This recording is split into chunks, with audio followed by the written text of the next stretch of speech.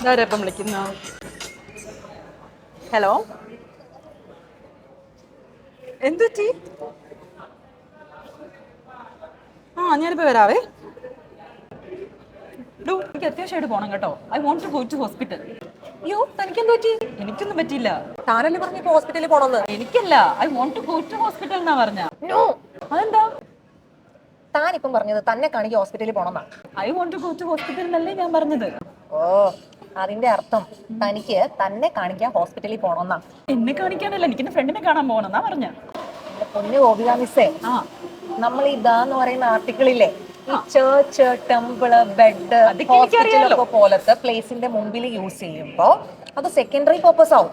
അതായത് ഹോസ്പിറ്റലിന്റെ മുമ്പിൽ താങ്കൾ ഒരു ദ ചേർത്തില്ലെങ്കിൽ താങ്കൾ അവിടെ പോകുന്നത് പ്രൈമറി പർപ്പസിനാണ് അതിന്റെ അർത്ഥം. ഞാൻ ഇത് പറഞ്ഞില്ല അല്ലേ? ഇല്ല, അതാണ് പ്രശ്നം.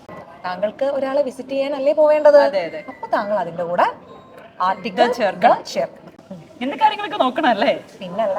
ശ്രദ്ധിക്കാം. ഓക്കെ.